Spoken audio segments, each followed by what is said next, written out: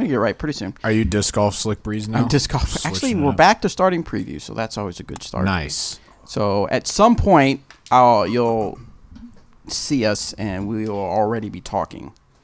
Okay, cool. There we go. Now we are, still preview. Oh, no, we are good. Good quality. We should be good. Should pop up anytime now. Robert will confirm that, and we shall continue. I like that it encourages us that our stream is good quality. Yeah, right. Good.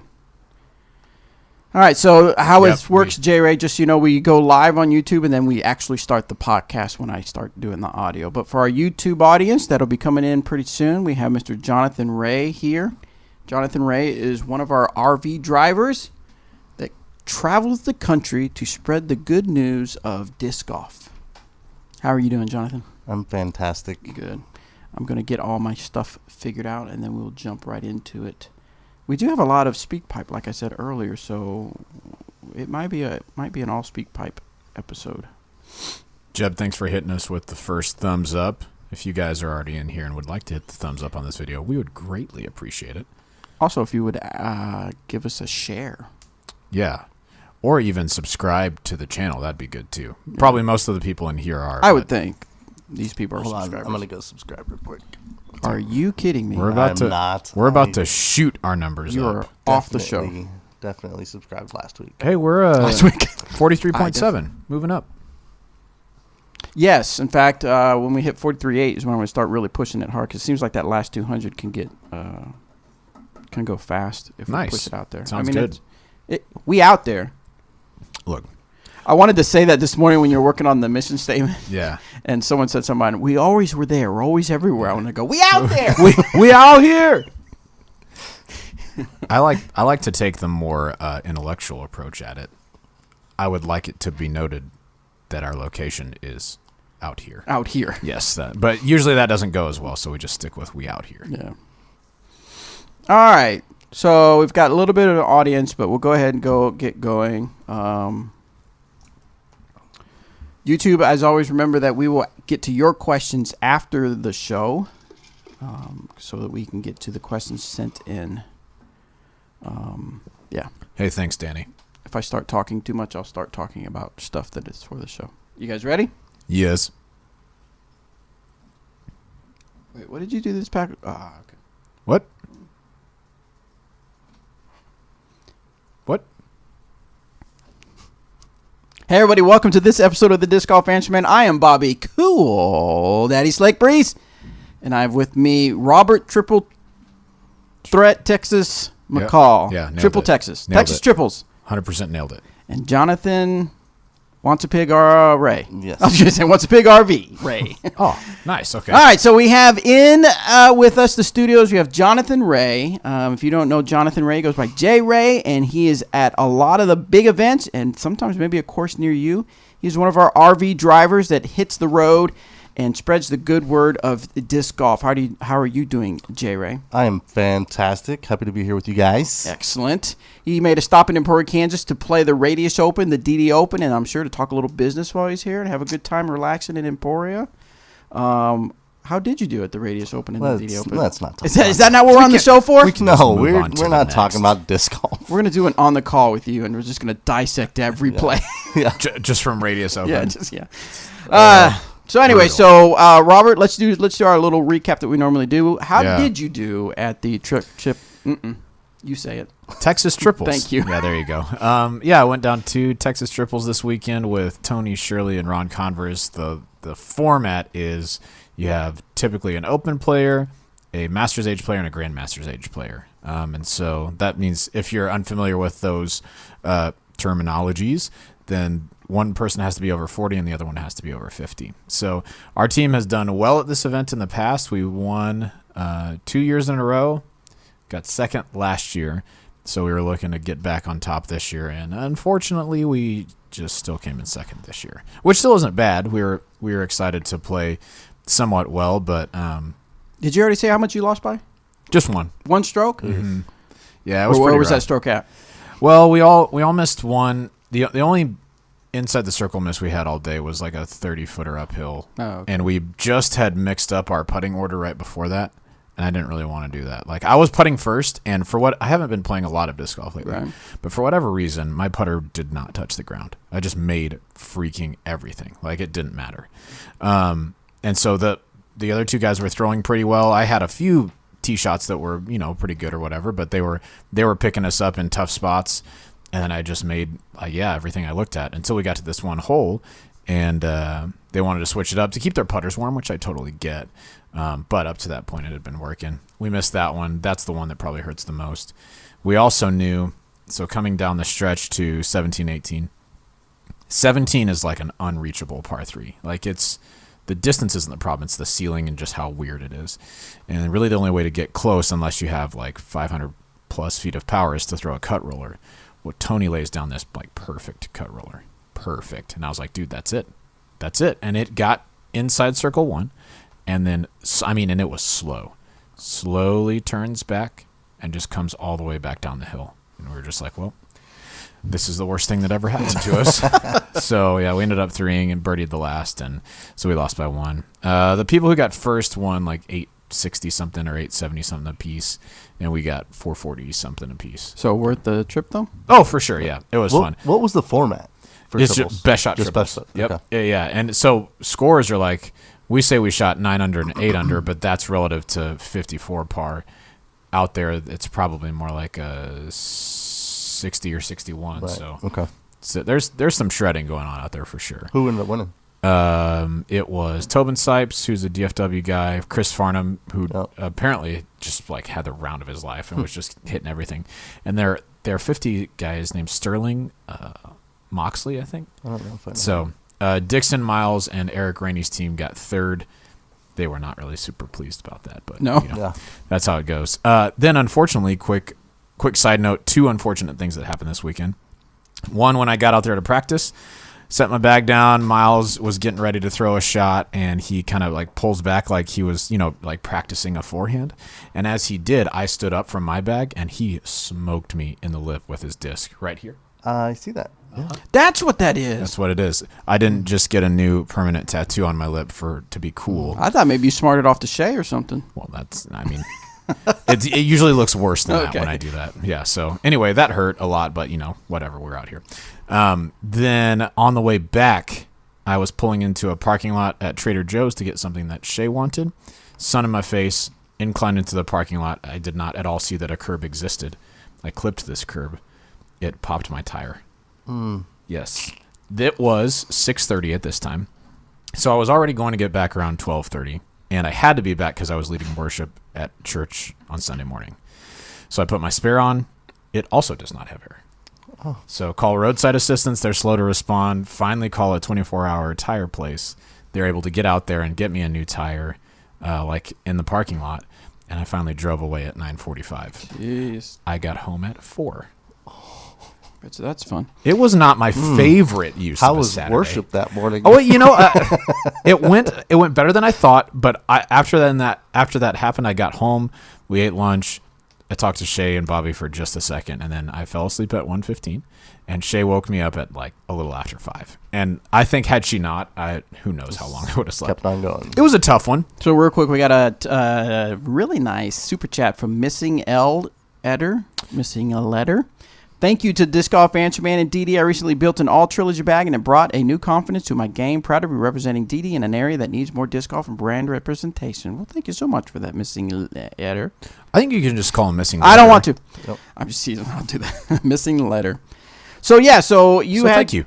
You had your event. Now, someone apparently you've got a story to tell, JRay. Kyle says it was great meeting you, Bobby, Anthony, and Danny. It was awesome. And JRay, great 2 on 17 at West on Sunday. Yeah, I parked that one. The short? Can you elaborate? I mean, that's a pretty good hole. I just threw a big hyzer out over the pond, and okay, it's just a big hyzer. Yeah, over a pond. It's 17. It's downhill, so it's it doesn't. It's okay, not it's if you have 400 plus foot of distance, that shouldn't be a shot that you're ever worried about. Correct. When you first said that, I thought you were talking about the par 5. In fairness, no. The first round I was playing on a mixed card with Tom Butler, That's still a good 2. It was a great shot. I'm not. We're all like, us pros. That's awesome. We throw miles and miles, so that's like but it's not like an eagle. No, that's a shot that I would expect to hit 90%. Kyle, thank you. I appreciate the shot with you. Yes, thank you, Kyle. I'm with you. But no, it was fun because I was playing, I think, with 2 MA50 guys, an MP50 guy, and then 1 MP40 guy that was in our division. And I do in the Pro Masters division, I throw further than most, if not. And in a lot of a lot of just regular old open divisions. And so, you don't get to mix divisions very often. So it was a unique experience to get to, to play with these. Tom was Butler, who's on our team, said I think this is the first time I've ever played with anybody on Team DD, and I don't know how long he's been on our team. Yeah. But the ambassador guys that are kind of in staying around age protected AM divisions or things like that aren't traveling as much and aren't playing as much. So it was fun to kind of be with those guys, and there were some oohs and ahs when I threw some drives, and honestly, that I played really well for about 12 holes of that round, and then just kind of parred myself back into normalcy. The worst. Yeah. Let's see. So Larry Gardner says, JRay, see you at Oklahoma Open. What up, LG? Luke says Bobby's levels are high. No, I just talk really loud. I saw you this might morning. move your mic though, JRay. Yeah. Where am I moving it? Just so when you're talking, it's your voice is pushing into the mic. There you go. There we go. All right. You sound You sound nice. So you were saying, I'm sorry. Oh I saw this morning that Ron Khan and LG had signed up to play with the younger old guys. Well, LG I believe is still Masters. Yeah, Ron Khan that's can right. play with the 50 pluses. Nice. But yeah, it'll be fun. So I played well. Yeah. In fact, and I'm sure Anthony was hoping I'd forget, but I did not forget. We had a bet over the weekend for the... Huh? I wasn't hoping you'd forget. You owe us lunch? How did I lose? I'll be going to lunch. Did I lose? Yes, didn't he lose? So we had a bet between me, Danny, and Anthony to see. Maybe I'm wrong. I was assuming. Maybe if we have to look at the numbers, we have to do quick math. At first glance I thought it was Danny, but I'm not positive. Well, look it up real quick. So the bet was, Danny's looking it up, that on Radius Open we get to play, right? Because DD Open we had to do video stuff. Whoever did the worst out of the three of us relative to their rating has to buy everybody lunch. I scored 6 points above my rating round 1 and 66 points above my rating in round 2. Big time. So I am quitting tomorrow and going on tour. Yes. So I assumed it was Anthony because Anthony said he had a pretty bad round 2, but maybe it wasn't as bad as he let on. Anthony had a very bad round 2. Anthony shot 8.5 points above his rating. On round 1, Anthony shot 8.5 points above his rating on round 1. No, there's not half points on rounds. He's saying average. Oh, okay. I was gonna say, how do you get a half point above? I know. I was just repeating what he said, not thinking about it. I've never gotten one of those. 2.5 points above my rating. I think I lost. Oh, Danny lost. Oh, you hate to see it. Danny gets to take us out to lunch. So Anthony 8.5 points above his rating. Danny 2.5 points. Bobby 30-something points. Yeah. So come on. So it's good. It's all good. Hey, so anyway, Danny did have a bit of a handicap the first round, though. I'm just saying. I mean, he was playing with the MP60 guys. Oh, not a lot of people pushing him in that division. Well, did they call? It's true. It's true. It is what it is. Yeah, that didn't stop you from shooting 66 points. And that's not going to stop me from ordering lunch and having him pay for it. Yeah, can I go to lunch if I pay for it? Think about it. I mean, that's fine. Okay, sick.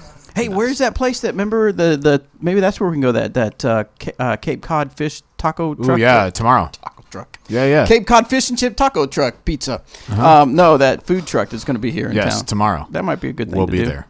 All right, so let's get to the questions. But yeah, we're going to get to the questions. We've been rambling. Oh yes. Can we do a quick update on Robert match play round between Anthony and Danny are representing the media team versus Timp and Kevin. Oh, when is that happening? That's tomorrow, match play round. Place your bets now. We're doing a match play? So we have... It's either match play or, either way. I heard it was just double. I thought it was just double. Maybe all right, it's just so we doubles. have, just for the people that can't hear them on mic, we have Anthony and Danny, like Robert said. You may not know Kevin or Temp, or we call him Temp, his name's Jacob, but they're our graphic designers, and look like it's going to be a little media mayhem. And How is Temp? It depends on which Temp shows up. Okay. He can either play like Kevin's good. Yeah, he can either play like 980, or he can play like 800. In fairness, Yes. And I mean, everybody can be that way, but like he has bigger You swings didn't than see my most in rounds that. more than league. likely, he's listening right now. Yeah, more they than are likely. listening. They usually listen to us. All right, so I place your was so Oh about yeah, 100. Kevin says graphics guru versus mediocre media. okay, so place your bets. Who's taking this down? I think. Well, of course, I got to be loyal to my guys. you don't have Danny a and choice in Anthony. who I'm you gonna can- take. I'm gonna. Not a chance we lose. There can't be a chance. I'm What, gonna. what course are you for, playing? For the sake of East. Yeah, you guys will win. for the sake of rooting for the Easy. underdog, I'm gonna take the graphics team. And Smart money says the media team. You're no longer allowed to come. Dang it. Okay. Yeah, well, that's and fine. Kevin really takes care of me, so I'm going with Kevin. Yeah, that's correct. Lots of flyers. I'm on the show. All right, so we're going to get to know Jonathan Ray a little bit more with some questions about what he does on the road. But first, let's get a few questions in. Guys, remember, you can, as always, go to discgolfanswerman.com. Submit your disc golf questions, and we will get them on the air. We love hearing your voice, so make sure you use that speak pipe. In fact, we have a lot of those we got to get through. So we're going to start there. This is Chad. Where you at, Chad? Nope, no good. Oh, wait, are some of these old? Some of these might be old. Let's start up here. Let's go to... Ooh, I do not want to say this guy's name. Hey there, DGAM fam. Squatch Nasty here. I was just wanting to That's why I didn't want to say his say name. thanks for all you guys do with disc golf and everything like that. So I've been playing about 4 years, but only the last 2 years, I would say I've been taking it more seriously, deciding what's understable, overstable shot selection. But I'm still only primarily a right-hand, backhand thrower. I don't have any rollers or real forehand to speak of. I max out around 300. Next year I was thinking about registering with the PDGA and doing more tournaments in my local area, but I'm just not quite sure what division I play. I feel like I do really well in the wooded courses that I have around here and average around about par. So I don't want to be a bagger or whatever, but I don't know which one I should sign up for. So any suggestions would be really cool. Thank you. Bagger. What do you guys got for him? Based on what he's saying, 300 feet of distance, not a lot of shot selection outside of backhand, right hand. I would say he's probably an intermediate player and see where that lands him, just based on the information he gave us. Yeah, you can't go wrong playing rec, but at the same time, I like, especially starting out, just push yourself. Like, enter intermediate. If you get crushed, Right. then you'll be like, okay, I know I need to move down. Or if you dominate, then maybe you need to move And up. I always treat rec like Like super newbies. it should be your first tournament, but a lot of times it's guys that have been playing for several years and they're like, they said for my first tournament I should go play rec. Well, then you got a guy shooting And then I stay 950 here. in Right. rec, but no, and I believe wholeheartedly that if you want to get better, you need to play with better players. That's not to say you should just go start playing open, because that would be a terrible idea. Just But the more you're challenged, the more you're pushed, the more you see players that have different aspects of their game that they excel at, the quicker you learn. No, I still play rec. Mm-hmm. But even like at the Radius Open, I was still middle of the pack. Right, and you play what, 2 tournaments a year? Yeah, pretty much. Yeah. So, but no, I mean it's and I think for a lot of these guys, it's, let's be fair, we're close to the same age. We're not trying to make a career out of playing disc golf. Your early 30s too? Yes. Nice. Yes. Yeah. Well, I mean, same. I still say 29. But that's not a lot of these kids are trying to get to a place where they can decide if, hey, I want to really actually do something with this, or I want to see how good I am by comparison to other players, because ratings are great, but they're not the telltale sign of how good a golfer is, in my opinion. True that. All right, next one comes from Chad B. What's up, Bobby Cool Daddy Sweet Potato Breeze, Robert to the Warden to the Wall McCall, I do like my sweet and potatoes. Eric Cattle Crossing McCabe. This is Chad from Kentucky with a couple questions. Number 1, I have at least one of every dynamic disc mold in lucid or moonshine plastic except the guard. So I'm wondering what the odds are I'll be able to get one in the near future. Second question. Let's go with that one. So a lot of times what happens, you'll see a lot of our more popular discs end up in different plastics. Obviously, it depends on the mold. Sometimes some molds just don't do well in other certain plastics, but I would say the guard has a pretty good chance of coming out in some. Now, I'm not saying it'll be the ones you want, but I bet you it'll come out in a few more plastics just because it has been a very popular. Didn't we have it out for the match play? I think, that's what I was going to say. Right. The Lucid Moonshine. I think I just saw them this morning. Yeah, I think they have them in the retail store right now. Then you'll probably see more of it since it is one that's already out there. Yeah, Danny said they're on the site right now. Boom. There you go, Chad B. He says they're beefy boys, nice and stable. Nice. So, there you go. Oh, and also Eric McCabe is not here, as you can tell. Did he ever tell us where he was going? Nope. Okay, so he's doing some course design stuff. He disappeared Does that into make the me darkness. J Cattle Crossing Ray? Yeah, you're cattle crossing right now. Right. Right-hand, forehand dominant player. I have found that I throw my Renegade consistently further than my Sheriff or Enforcer, and I also throw my Escape further than my Felon. Could this be due to my arm speed, or is it a coincidence that the further flying discs are lighter by 4 to 5 grams? On that note, how do newer or learning players start to determine what weight discs they should throw in the beginning? Thanks for your time and all you do for the sport. Keep it real. Is it too blanket of a statement to say if you're starting out or a slow arm that you should always go for lighter weight? And then kind of quote-unquote graduate I lean less on weight as a barometer than I do arm speed, just because the glide, my first inclination of what he said is he's throwing discs that are gliding, that have more glide further, which is, so my guess is his arm speed is a little bit slower, so it's responding more to an Escape or a Renegade than it is to a Sheriff or a Felon that takes a lot more arm speed to travel farther. Gotcha.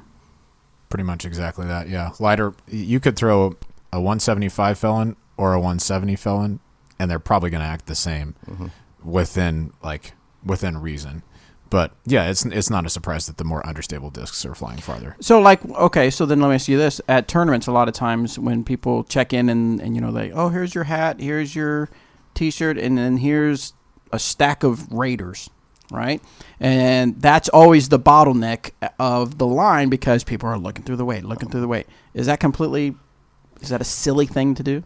No, it's not a silly thing to do. You can have preference on it. Right. But if you're wondering why a 170 Lucid Escape flies longer for you than a 175 Felon, it has less to do with the weight and more to do with the stability of the disc. Okay, fair enough.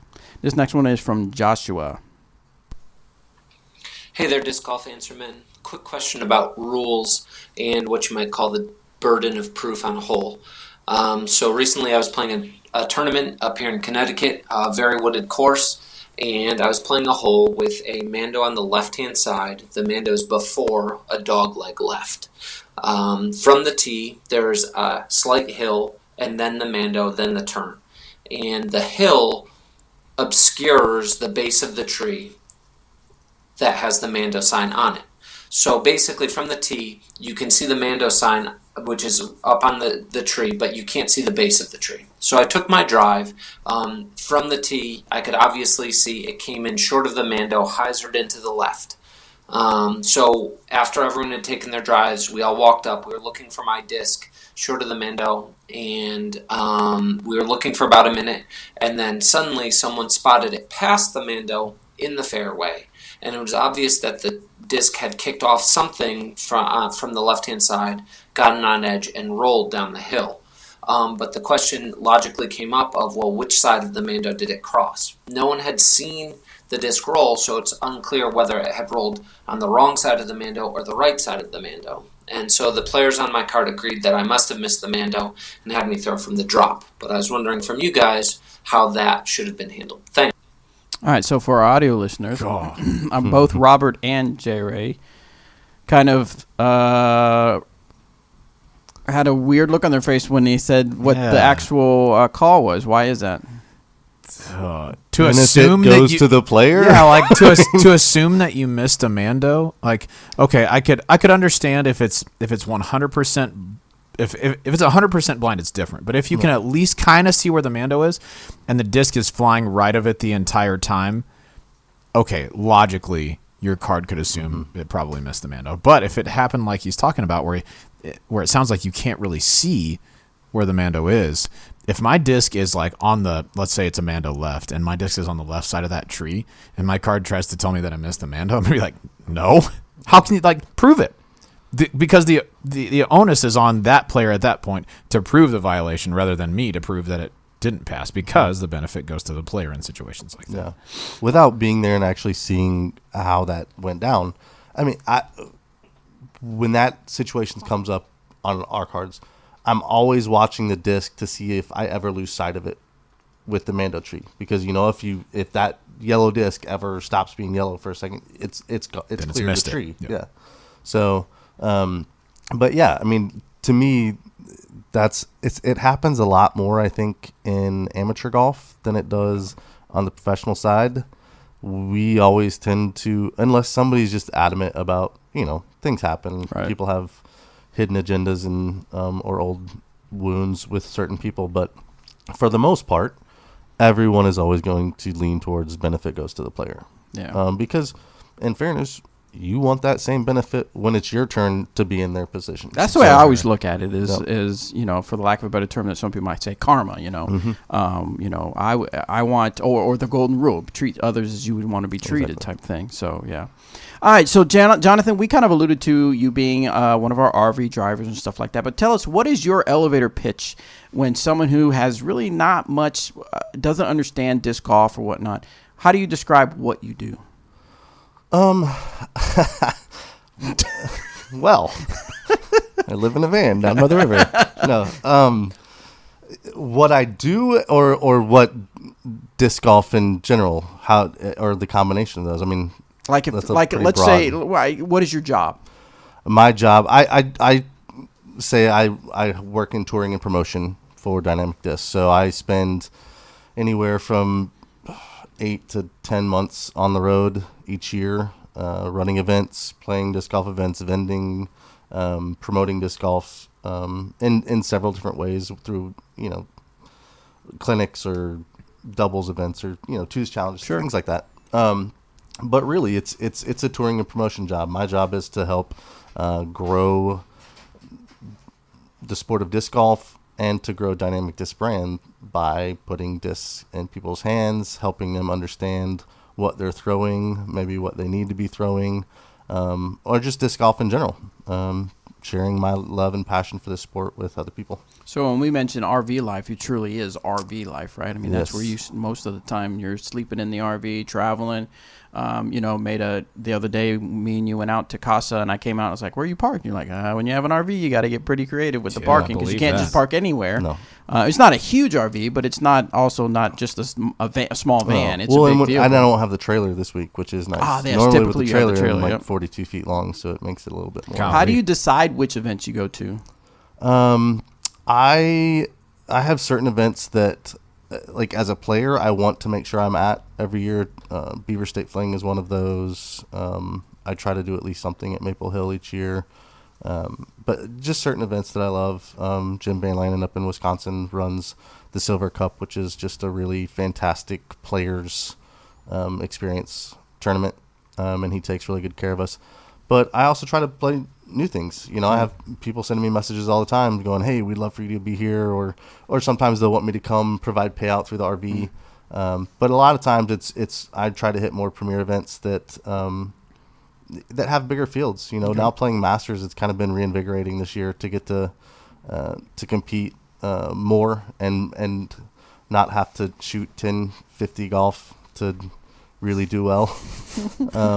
So freaking brutal out there. Know, right? Tough scenes. Yeah.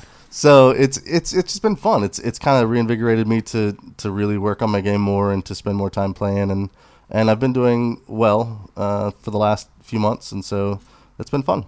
Nice. All right, well, we'll get back to a little bit more on that. Jonathan, we're going to get a few more questions in, and we'll get to know you just a little bit more. This next one is from Josh E. Hey, guys. Only been listening for a couple months now, but really love the show. My question is, so I can throw a world for my max distance, like maybe like 380, let's say. But now I'm since I've maxed out there and I'm at like the highest speed driver, my question is, do I just have to now work on form to get more distance? Is that really my only options here?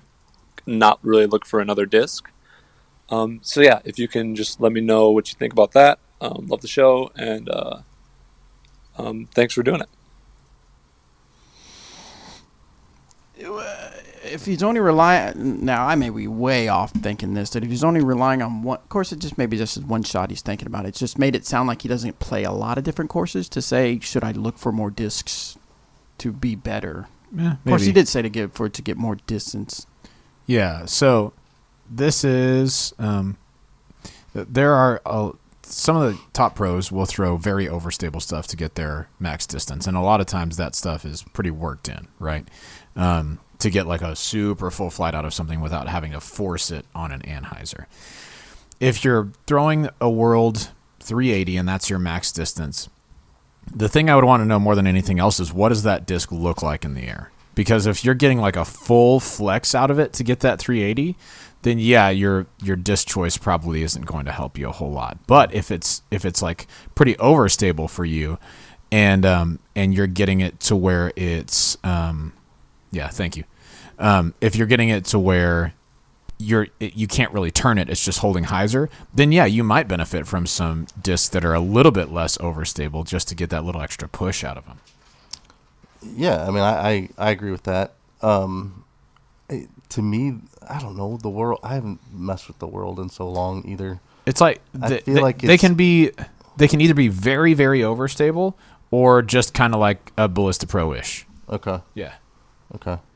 So yeah, I mean, to me, I think when you get to a certain place, if you know anything if you're throwing over 400 feet, you're doing good things as long as you can control it. Right. To me, it's a matter of maybe some mechanical things in your lower body, your core. That's really what is going to generate more power. Yeah. In the end, it's working on those quick twitch muscles and getting your hips more engaged into your throw rather than your arm.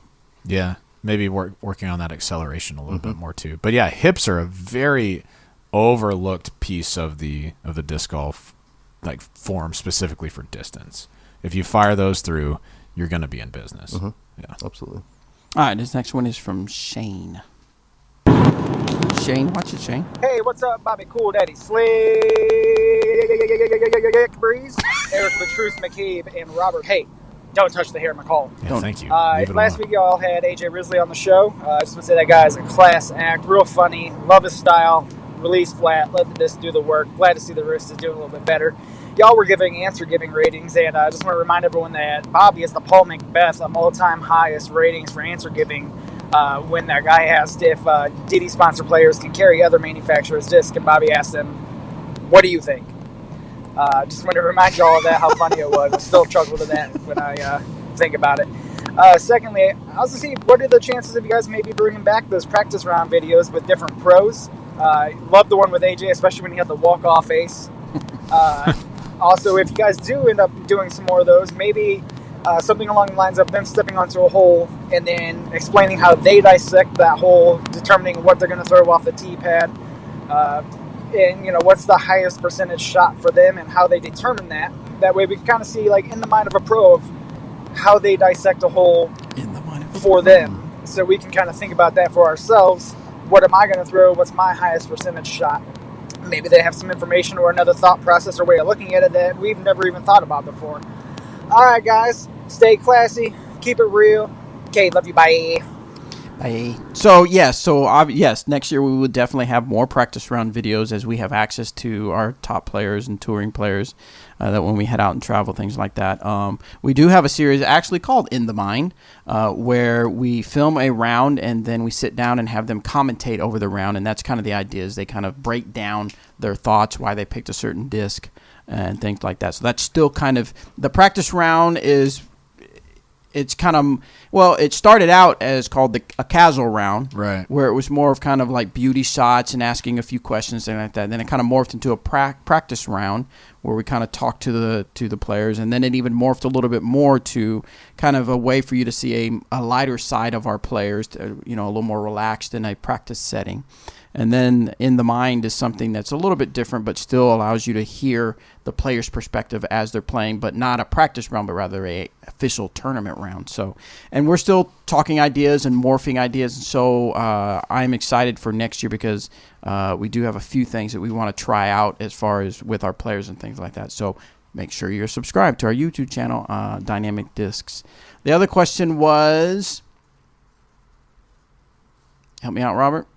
Oh, you're waiting for me. Yeah. How they choose, the thing that he talked about most is how a player chooses what they're going to choose off the box during the practice round. Oh, so it was In the Mind, yeah. So that's the portion that I remembered the most that I was actually going to ask Jonathan about. Oh, okay, go for it. So I was going to ask you. So when you're getting ready for a tournament and you play all over the place, what do your practice rounds look like? Are you trying to select and keep the same game plan every single time? Is it fluid based on course conditions, or just what goes through your mind when you choose what you're going to do on each hole?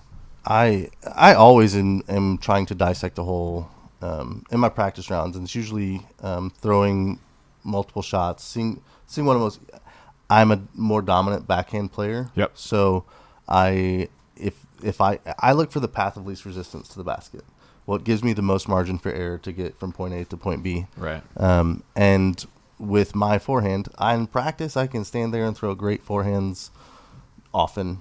Yes. In tournament play, I cannot. I feel that, dude. I totally cannot feel make it transition from my practice, and it's a mental block. I know it is, but it's just I just can't, and I think that doubt is what makes me not be able to make that transition. But stepping up onto a tee box for the first time, or even sometimes a course that I've played, your game plan can change from round to round depending on your position, the weather conditions for sure. If it's I'm definitely a more aggressive player by nature, which if you look at my scorecards, it's not hard to recognize that. 1040 looks like a roller coaster. 950. Yeah, and so, but it's getting into Masters the last year and a half, and seeing how the great Masters players that I'm competing against now, Barry and Johnny and MJ and Steve Rico, how those guys attack a course is very Stevie and I are probably more similar, but very different in how they play versus how I play, and their mentorship of me, or their advice for me, has always been like, you don't always have to throw the distance driver. Mm-hmm. You can throw a getaway 430 feet down the middle. There's no reason to risk going out of bounds to get another 70 feet. So and that's I think that's helped my game, trying to adjust to that. But in playing open, you had to go for those shots to keep up with these kids, and so that was always my mentality. So it's been interesting this year transitioning into a different mental attack of the course and going, okay, do I birdies are good and pars are sometimes very good, and so there's no need to be aggressive trying to make a 3 on a par 5 or things that you just like. That stroke probably isn't going to mean a huge amount in the end, but the risk is far greater than the reward most often. And so that's when I look at a hole, I look for the path of least resistance, what's going to keep me out of the most trouble, and give me the safest, most dependable way to get to the basket. Gotcha. All right, so you travel a lot, Jonathan Ray. How, out of the 52 weeks in the year, how many weeks are you traveling? Minimum of 40, I would say. Yeah, so quite a bit on the road. Tell us, what is your what do you like most about traveling for disc golf? The people. There's no doubt. It's I've been blessed in so many ways by the people that I consider family all over the country. They invite you into their homes, they feed you, and it's not even that. It's just them being a part of your life over the years, and people that I truly look forward to seeing. A lot of it is the part of the country that I'm in. I love getting to see this country in a way that most people don't ever get to, and travel and experience, having days off to go hike up a mountain or to go see a waterfall or to go swimming in the ocean. Things that a lot of people don't have the opportunity to do. And just being ingrained in disc golf and getting to be a part of something that I'm so proud of and so passionate about. Nice. All right, so the other side of the spectrum, what do you like least about traveling for disc golf? Gas prices. I was going to say gas is expensive for RVs, man. Plywood beds. Yeah, that's not great. It's not fun either. Plywood and on there. Plywood. Okay. Honestly, the hardest part for me is missing my nieces and nephew. Yeah. And my family. So that it's tough to not be present in their lives as much as I want to be growing up. But soon they'll be old enough to come take a trip with Uncle John on the RV. Cool. So that'd be awesome. Yeah. Nice. All right, let's get back to the questions. This one is from Anonymous. Hello, Bobby, Cool Daddy, Slick Breeze, Eric, The Truth, McCabe, and Robert, The Voice, McCall. This freaking guy. First of all, it was great to meet several of you at the Radius Open. I met with and shook hands with Anthony, Danny, Eric, Tony, Derek, and Bobby, and spent some time talking with Tony, Danny, and Bobby, and then I got a picture with Bobby, so that was cool. And can a 54-year-old man go fanboy? Absolutely. It was great meeting you guys, and you guys you made me feel like you were just as happy to meet me as I was happy to meet you, and that's just so cool. And anyway, my question is, I had gone to the tournament for a little bit, watched it, went to the store, came back, and I walked up and talked to Derek and Tony, and I was tired and thinking about going home, and Derek said that you guys, he looked at his phone and said that you guys were about 14 holes in. So my question is, was he using UDisc to keep tabs on some of the players out there? I know technology is a part of the game. Whatever it was he was using, it was cool that he knew where you guys were, and I made the decision to stay, and I'm glad I did. Anyway, thank you guys for everything that you do. Keep it real and grow the sport. Excellent. Well, Ron, yes, it was a pleasure meeting you. You guys say, he said we acted like, or we seemed like we were as excited to meet you as you were to meet us. I mean, for me, it is. It's exciting because we do these shows, we do these videos, we put them out there, and then we move on to the next project, we move on to this. But to hear feedback from people that say, I listened to you. Hey, I just listened to your show on the way to to this event. To me, it's like an honor that I created something that you consumed, and yes, I think it's great, and I think it's awesome to meet you guys. I was disappointed that Robert, not disappointed, but I know Robert would have been excited to meet you as well. Love to have been out there, yeah. So, as far as the scoring and things like that, this was the first event that I've been a part of. Of course, it's a brand new thing where it's, for lack of a better term, live scoring for the entire tournament. We actually went to a website, pdj.com/score, and it had some people, technical terms, a GUI, had a user interface where you entered information for each player, and it's set up for tournament play where you enter the score, and then it tells you the sequence of order of play, and then at the very end, you what I thought was cool is you turn in your scores, but like, let's say us three were on a card, you have to confirm that you were okay with the score that you were given. You have to literally hit confirm, and you have to put in your PDJ number, and then you have to hit submit. Nice. So that's a way to, you couldn't go up later and say, well, that's not the score I gave. Well, no, you plugged in you said. What if someone memorized your number ahead of time? I suppose someone could rig the system, but you're dead. But if people are gonna cheat, they're gonna cheat. Come on, man. No, absolutely. But I do like that there's some kind of there's an accountability to it. Accountability to it. So, what was really cool that I didn't think about it is that it did allow us to watch the performance of normally at a tournament like Dynamite Disc Open, we just wait. I didn't know by hole 13. I didn't know who was in the lead in any division. In this way, I could look it up and see who's in the lead and who's fighting for the lead and stuff like that. So that was really cool. And for other divisions, at bigger tournaments, we have UDisc and things like that, for the open players, where they can see coming down the stretch. If there's a guy, look at the last few events where we've had guys coming off the chase card or even the third card making a run at big tournaments, but being able to see where you're at and if you need to be playing more aggressive down the stretch. now that's something that's available to every division, not just the open guys. Yeah.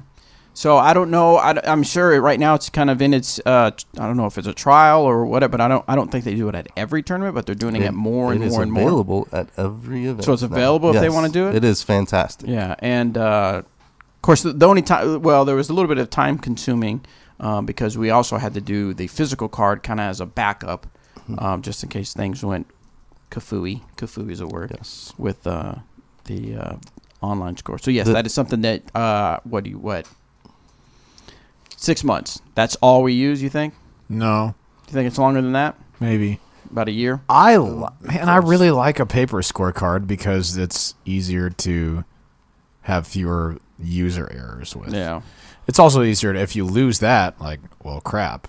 Plus, most people aren't going to lose their phone. Yeah. Well, I guess that's not true. I guess people lose their phone a lot. But on the course, if you're keeping up with it every single hole, you're less likely to lose that than you would be a piece of paper that's ultimately kind of inconsequential. Plus, I remember round 2, a couple guys were like, I'm at 13%, I'm at 20%. Someone else is going to have to do this. Yeah.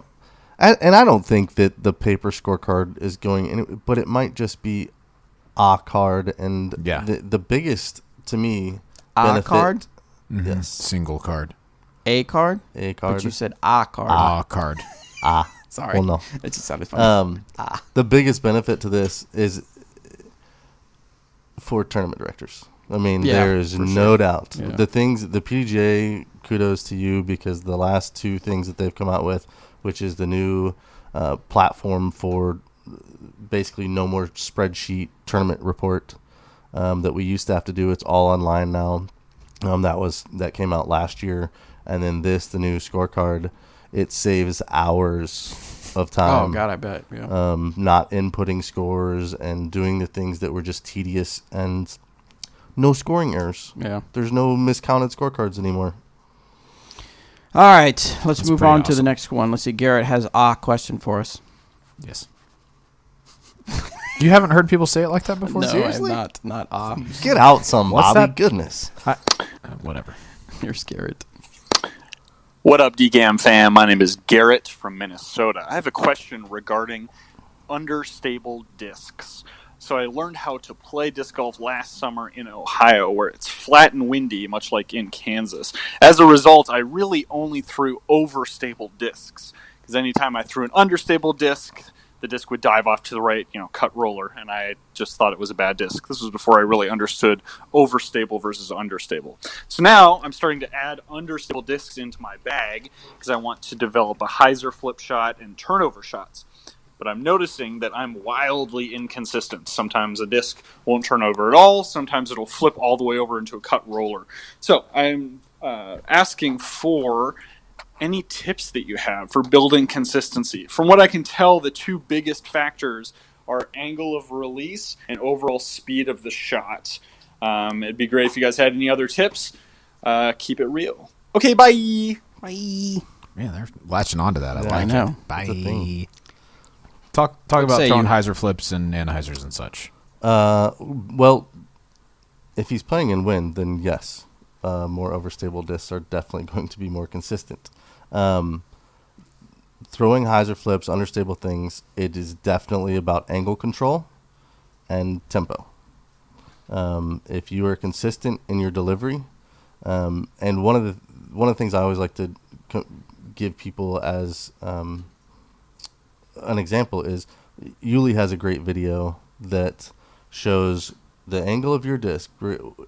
If you're throwing anhyzer, you're throwing hyzer, you're throwing flat, the angle of your disc that you want to release on should be mirrored in your follow through. Yes. Your arm should follow through on that same angle. So if you're throwing an anhyzer, you want to follow through down. Okay. Going flat, you want to follow through flat. And it does. It helps because people don't realize how much variation or margin for error there is in their wrist and their hand coming through a shot, especially if they're trying to throw hard. You can change your angle a lot without realizing it. And so people that think that they're doing one thing are not always doing what they think that they're doing. So it's definitely angle control and trying to be smooth, especially in wind.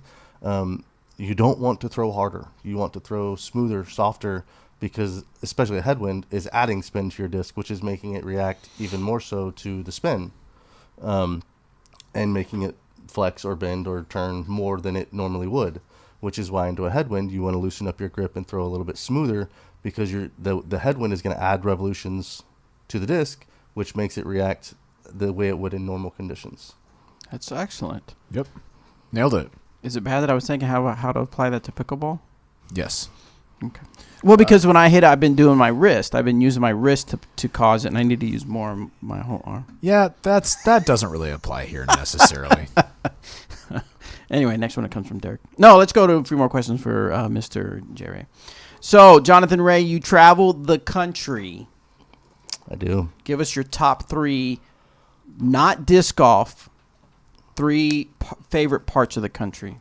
In other words, it doesn't have to be because thank you for saving me from the scorn of I know. Number one friends across the country. Number 1, Merca. Merca, yeah. Okay. Let's see. Maine is one of my favorite places. Why? It's awesome. The Northeast, honestly, in general, is one of my favorite. I love the food. I love the people. I love that you can say over here, over there, and yeah. I can't believe you haven't heard that before. Yeah, I don't hear it. You're really often. making me self-conscious about this, Bobby. I'm with you. That's what I do on the show. But no, yeah, I love, and I'm usually there in like late summer, so it's like gorgeous, and the leaves are almost starting to change, and temperatures awesome after coming out of the Midwest where it's still 100 degrees. So that's one of my favorite places. I love the Pacific Northwest, Portland, Seattle. I'm also there early in the year where it's amazing weather and typically awesome in June. So let's see, my third favorite place. Probably Minnesota. Nice. Yeah, I love the people up there. A lot of really, really fun disc golfers and friends. I'm usually at Ray Jordan's place, Blue Ribbon Pines, hanging out with him. He's one of my very, very good friends, and I love being up there with him. Nice.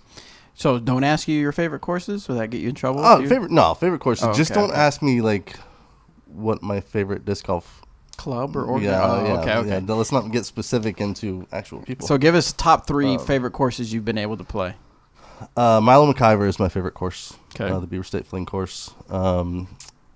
Smuggler's Notch are 2 amazing courses. And now, what is making these for you? Why are you picking these? They're just great tests. It's technical distance. It's not just see who can throw it the farthest. Right. It's not you have to place. Throwing far is great, but you still have to land it into a 30 or 40 foot circle to have a second shot that is functional. And even the difference between Brewster's Ridge and Fox Run Meadows they're just polar opposite styles of course. One is very technical and wooded and long, but very penalizing. The other is you can bite off as much as you want, but the further you throw it, the tighter the OB lines get. And so it's just a risk reward, and it's punishing. And they're just such awesome counterbalances of skill sets that make it, I think that was probably the best test of a Worlds that we've had in a long time were those 2 courses. I was about to say literally that exact same thing. Just like two almost opposites you really get to see. Right. Yeah, who's got it all at that point. That was really cool. Let's see. Third favorite course is probably a course called Pineland Farms in Maine. It's it hasn't been used as much. I think it's probably 5 or 6 years old now. I think they just put in a second course there, but it is another like Maple Hill meets Fox Run Meadows kind of place. It's really, really cool. It's got a great combination of wooded and open holes and just rolling beautiful hills, and it's very pristine. Sweet.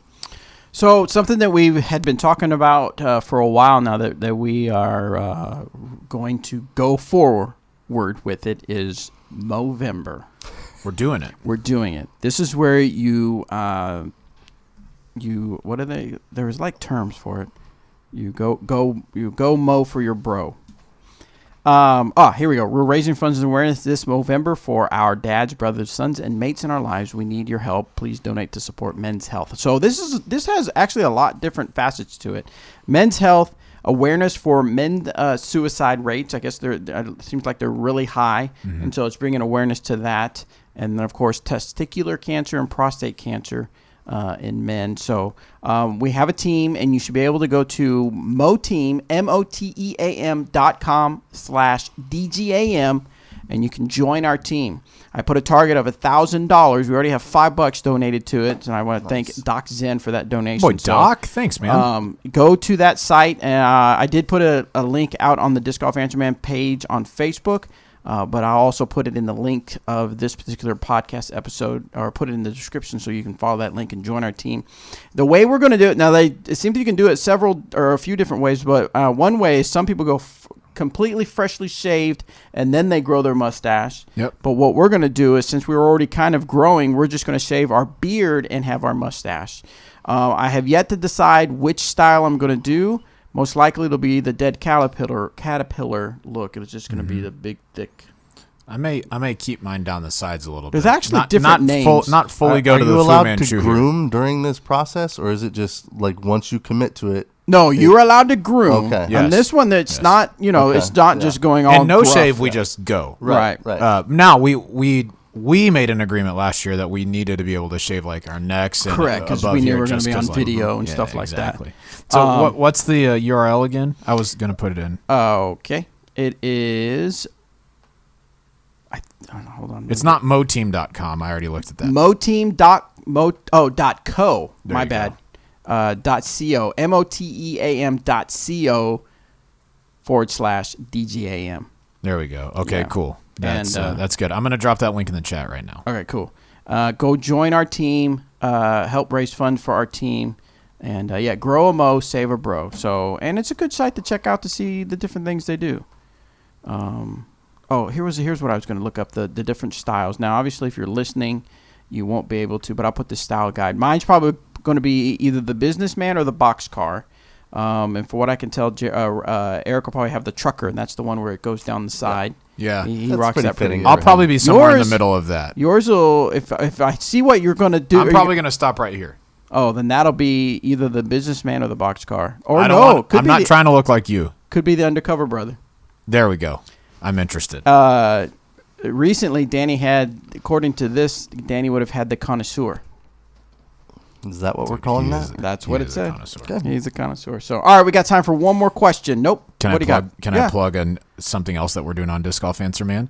As part of the larger Disc Golf Answer Man channel, I've started a new podcast. Oh, that's right. Yeah. Go for it. And it is called On the Call.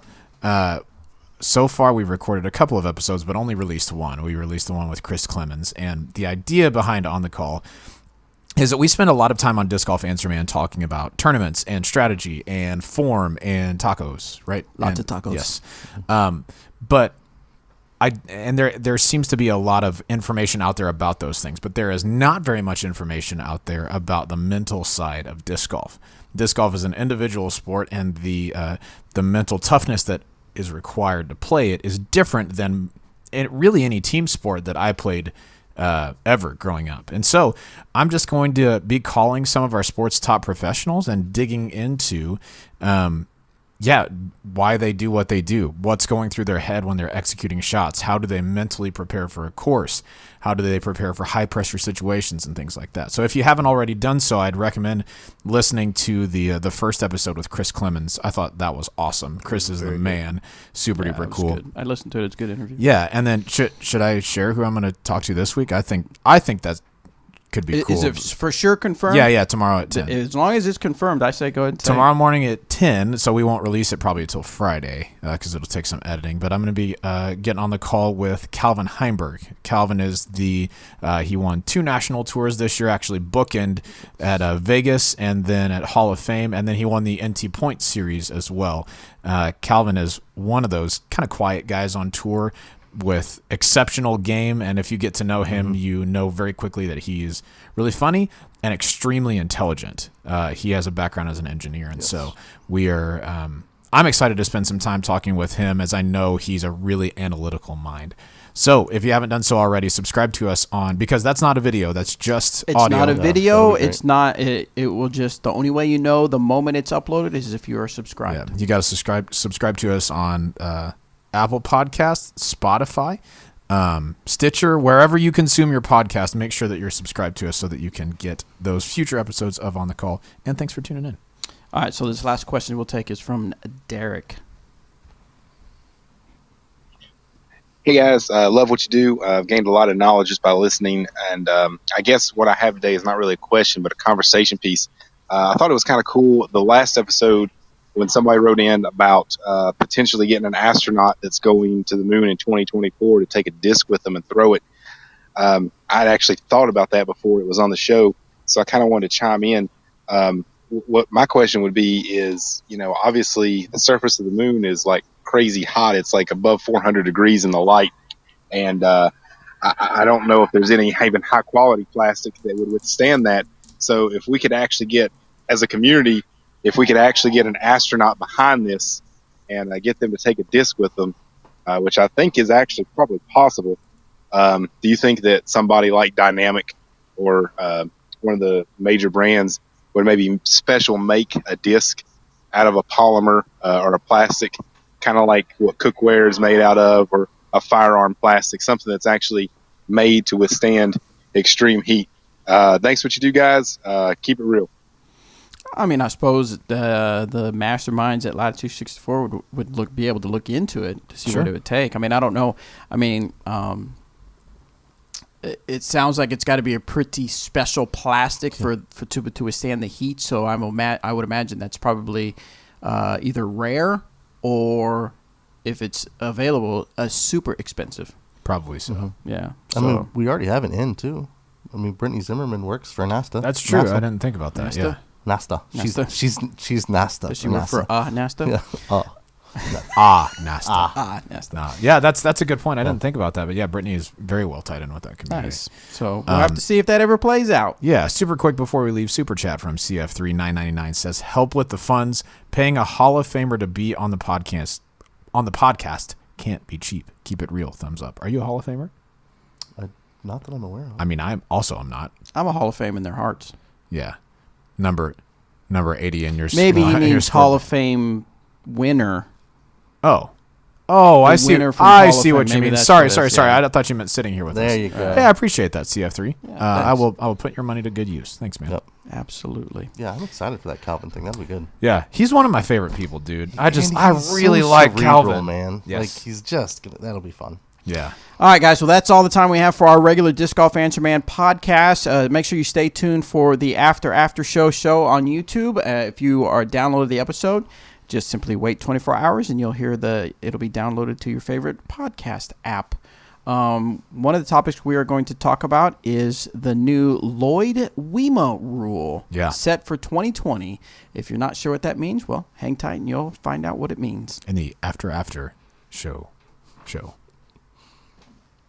All right, YouTube guys, hang on. We're going to take a couple minute break and then we'll be back to continue with you. Someone did ask somewhere, how come we don't just do one long show? Because breaking up is the key. Because breaking up is the key. Because I was getting scolded for using single-use bottle. well, we're still live. Anyway, so I guess I'm by myself, so I have to entertain our YouTube channel by myself, which is cool. Danny will join us. So, Danny, talk to us about what happened. We thought Anthony won, but with the rating thing? With the rating thing, we thought Anthony won, but as a matter of fact, not by a lot, I guess. But I mean, enough. Ended up being really close. So I played poorly round one, to say the least. Ended up shooting 950, and then round two, I came back and shot a 1007, which was really good. I was really happy with that. And Anthony played decent round one, not as good as he would have liked, but decent. And then he kept messaging. He was like, "Oh, I missed all these putts. I took a 6. I took, I'm assuming it's awful." And so we're like, "Oh, okay, Anthony lost." I saw the rating. It's 898. He's like, "Oh, it's so low. It's got to be like a lot below his rating." So like until like an hour ago, we had thought that Anthony had lost. Was that your game plan? Was that the mind game? We're like, I don't have to put this in. Anthony's doing terrible. It turns out that Anthony's rating is so low that 898 isn't that far below his rating. Zing! Yeah, your tacos are coming extra spicy for lunch. How funny. But yeah, that's how it went down. It was fun. Yeah. So yeah, it was a good tournament. It was kind of nice to be able to play in Emporia rather than having to film. Yeah. It was of course the Radius Open. I think the really cool thing was, I wish I would have had one, but they had the double glass. insulated thermos. Yeah. That keeps your stuff really cold or really warm. But it actually on the bottom it had the government warning. So technically, if you were to walk into a bar, they could put beer in it. Oh, sick. Because it has the general warning or the government warning. So you could put beer in there. Now, for the Dynamic Disc Open, I did for the morning round, I filmed the 5K, 10K Ace Challenge, and I put hot chocolate in that. And it stayed warm the entire first round, which was really nice. So I really liked that. So thank you to whoever made that possible to have that. The company was WIR, W-I-I-R, that made it. WIR. So anyway, so it's really cool that was a thing. And then they also had it because they were having Oktoberfest in downtown Emporia, the DUBA or the What? The downtown Emporia Bar Association. I couldn't DEBA. think of the deep. I like DEBA better. DEBA I definitely think is better, but what Derek kept saying was DEBA. Derek I has heard staying diva. power. He's kind of a diva about stuff like that. Right. So that's probably I'm sure he's listening, so he'll agree with me. Anyway, so they gave us 20-ounce tumblers, and if we took it to Oktoberfest, we only had to pay for 16-ounce. But we got 20-ounce worth of some delicious beer from Radius Brewery and others. No, I don't think nobody else ended up. No, anyway. So, good little Oktoberfest, good little tournament, Radius Open. Dynamic Discs Open was obviously the next day. Danny and Anthony filmed the lead card, and I just got word that tomorrow morning at 9:30 and 9:45 will be the release of the round one and front nine and back nine. So, as always, make sure you're subscribed so you can watch that. You can watch some good action. I don't want to spoil it, obviously, if you don't know the scores, but it does. No, should I say? No. It's a close one. It's a good one to watch. I'll just say that. Bobby was out there the whole round and got lots of pretty B-roll. So players are looking good. Yeah. So regardless of whether they're playing good, they're looking good. If you got that fresh bokeh look, you're like, oh, Bobby filmed that. Wow. If it looks good, assume Bobby filmed it. And if it looks bad, I'll take that one. Right. Yeah, that sounds right. Mm-hmm. So, all right. So, where we got JRay? Oh, I like this. Is he gone for the day? Doc said pretty bad CGI there. Or no, at first he said, hold on. Should we talk about Movember? We did, but hold on.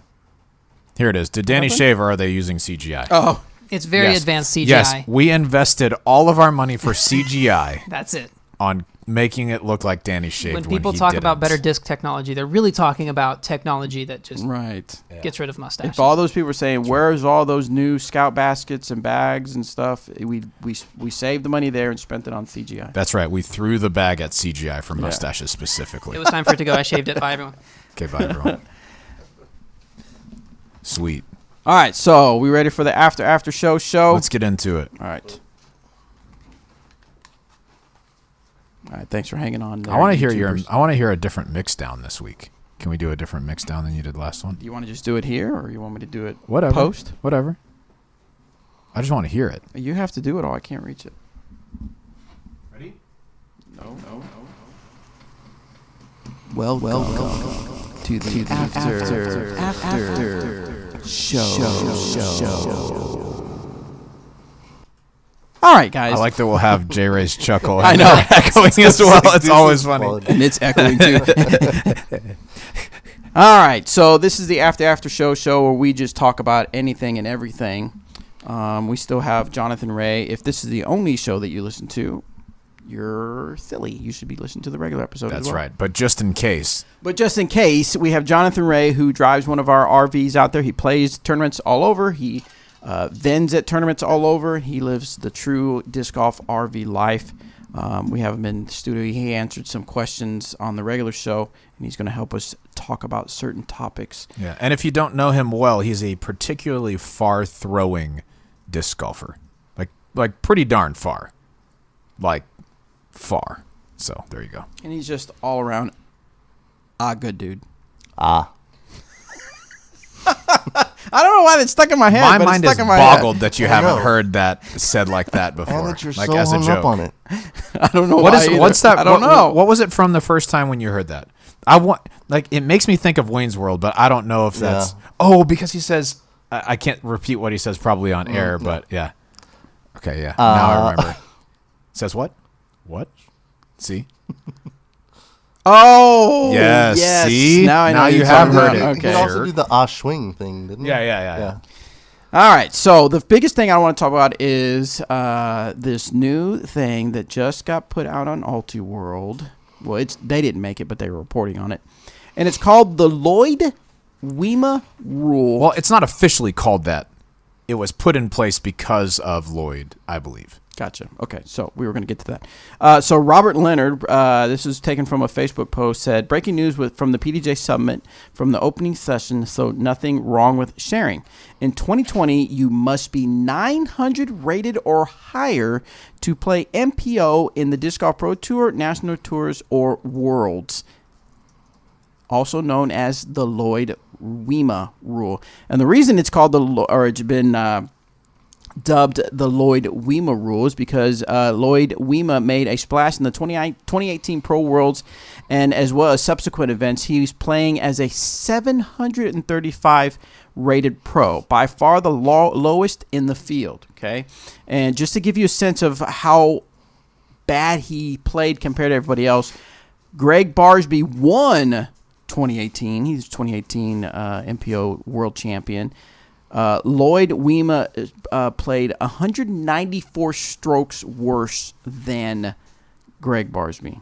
194 strokes. That's almost as many strokes as Greg played the courses in. Right. Wait, how many rounds was it? It was 5, wasn't it? No, 4 this time around. If it was 4 rounds, then it was probably less. Yeah. I would think. That is insane.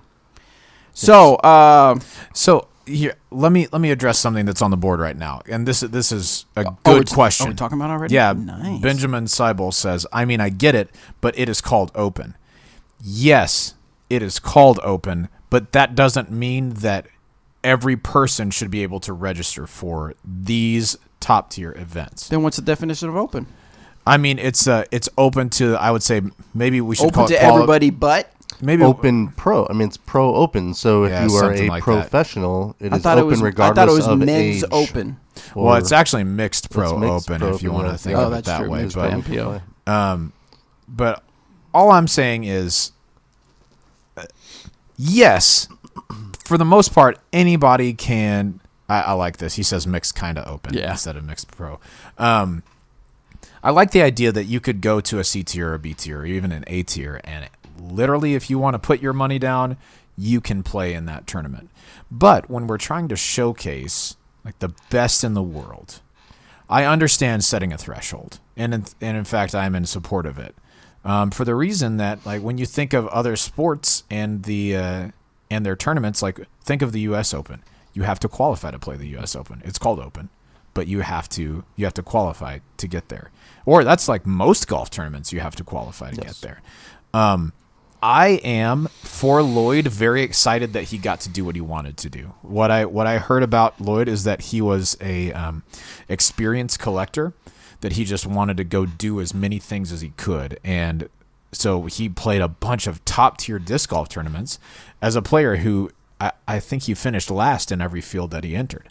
Super cool for him. I'm really excited that he got to do that, but I do understand the rule on this side, especially if you're thinking pace of play, for one thing, and then the likelihood of somebody who is rated below 900 to win is just astronomically low. Like it's so low that it's not even worth mentioning. Yeah. Even so, to the point, like the lowest rated world champion was in recent memory was Eric McCabe, and he was in the 1020s at the time, I believe. But nobody in the 900s, even like the 990s, has sniffed a world title, come anywhere close. So I understand the thinking behind it. I support the rule.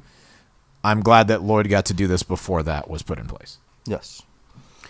And to me, there are several other things that go into, while there's not complete fairness in the first round of events because we have feature cards. We stack a card with top line pros, people that need to be filmed, or people that want to be seen. But that's not necessarily a fair thing either, because I know because I've talked to a lot of my competitors about it. Guys like Simon, he hates being on that card the first round. He would rather play, so he's like the antithesis of what I'm about to say. But the person that's the 10, 20, or 30 guy that's on Lloyd's card the first round is at a disadvantage. Yes. And it is verifiable. Not a little bit of a disadvantage. It is a disadvantage. Why?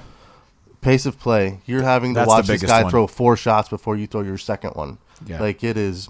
Everybody else can get into a flow. Yes. You absolutely cannot. And if you think disc golfers don't thrive on being pushed or on good shots by their competitors, you're wrong. Like, that helps. When you get put on a card with playing an open with an 890 rated guy, a 910 rated guy, and a 930 rated guy, and you're a 1030 rated player, that affects you because you don't have anybody challenging you, pushing you.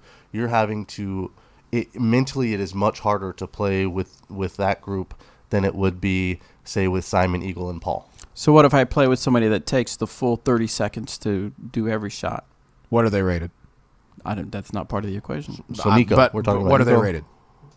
Let's what call it. What if it's me? Yeah. Let's call it Nico. Yeah. Because then it's a different situation, right? Right. Let's call it Nico. Nico's rated 1030 something.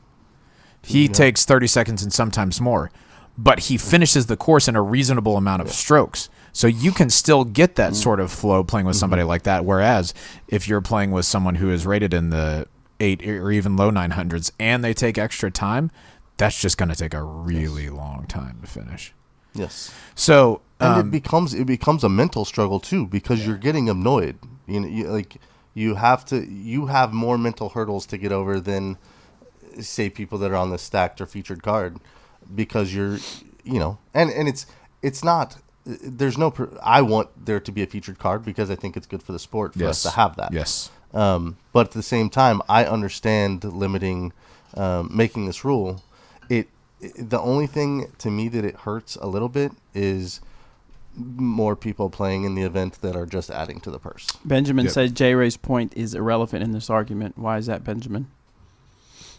Yeah, I'm interested in hearing what you think too, because if it's a point about flow and like being able to play at a certain tempo, there's a certain luck of the draw element to that, where maybe you're going to play with slower people and that's just how it is. But if you are on average beating somebody, let's say let's use your example, 1030, and you're playing with someone who's 890 rated. On average, depending on the course that you're playing, it's more on harder courses. But let's say it's like an average course. On average, you beat them by 14 shots a round. That means on all but 4 holes, it takes them 1 extra throw to complete the hole than it does for you. Make that times 3, and that's a long time to wait when you're used to throw a shot, watch these other 3 guys do their shots, and then it's a little bit of a mix-up after that. But I do think that there's a flow thing that should be considered. And, I mean, ask yourself the question about golf or about other sports and their top tournaments. Like, not just anyone can enter those.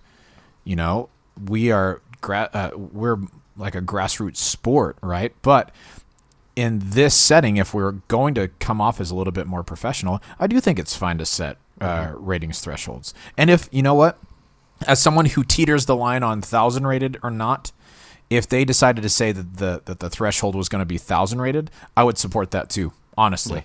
It would be a bad decision because it would be such a smaller field, really hard to get the money that you needed to. But I would support that as well because we're talking the best of the best. Like, this is a world championship.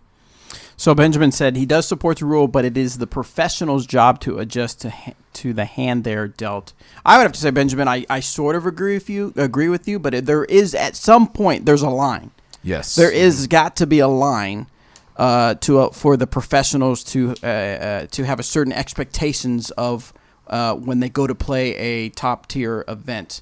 They should expect to have, in order to be an A tier, in order to be a Disc Golf Pro Tour, in order to be an NT, there are certain levels of expectation as far as payout, right? Yeah. As far as knowing the competition that'll be there, as far as the way the courses are supposed to be. And I get it. We could argue all day about certain courses and venues not being NT status, but there's supposed to be that level of expectation. And so to your point where professionals should be able to handle the hand they're dealt, they have a certain level of expectation they've come to agree to. In other words, I am a professional that will come play your professional event, and I should not have to play with somebody that takes 3 or 4 strokes more than everybody else. Yeah. Now, another thing to say here is that this is like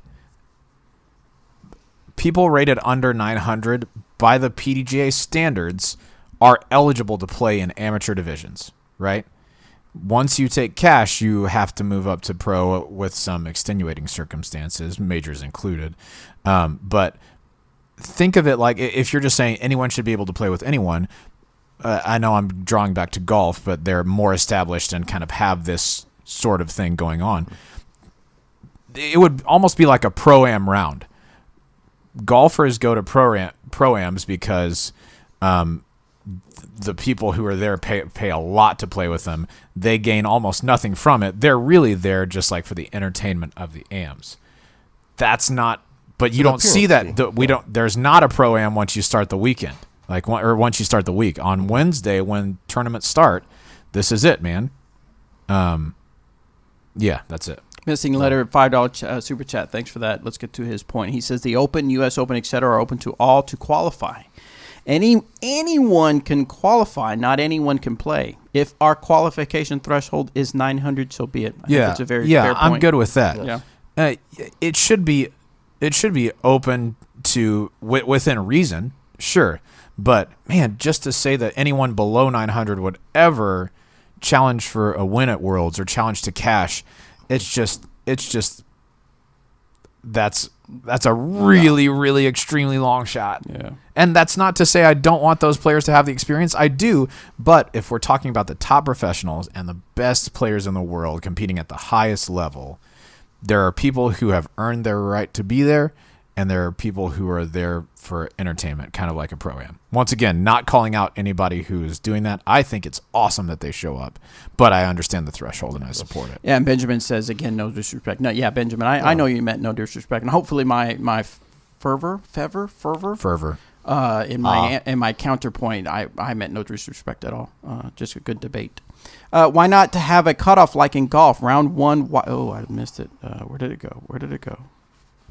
Why not have a cutoff like in golf? Round 1 wide open, but only a set number move on.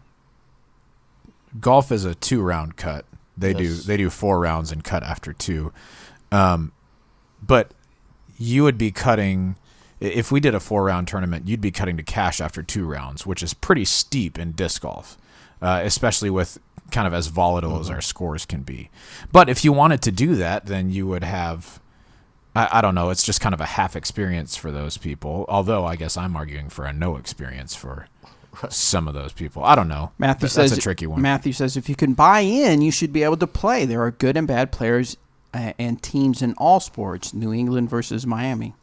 Yeah, except for all of them are professionals. Correct. Who would run over any other team that's not also a professional team. Correct. Alabama would get destroyed by the Dolphins. Wrecked. 100% wrecked. Right.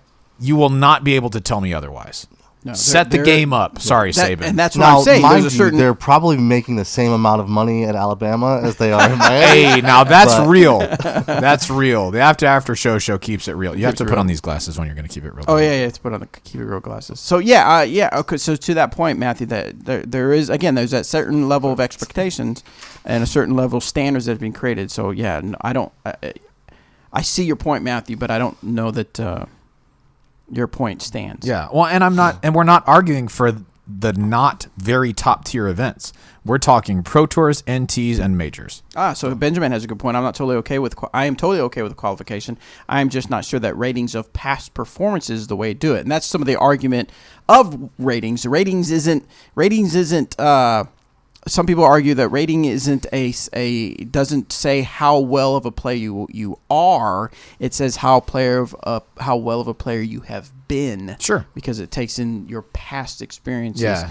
They try to help that out by double weighting your most recent 25%. But I understand that point. The problem is they do have qualification standards right now, and it's PDGA points. It's based on the number of events that you play. You have to get points in order to do that. Maybe we'd have to change that some, but you'd have to earn open points to get to this qualification level. I think that makes sense as well. Because what they've done in the past is if you have enough points to get invited, or you have the rating, or you have there's a bunch of different standards by which you can get invited, like one of any of those. But if you don't have any of those, eventually they just open it up to everybody. And that's the portion that they're kind of talking about doing away with if you're below 900 rated. Correct. Gotcha. All right, we could debate and discuss this all day.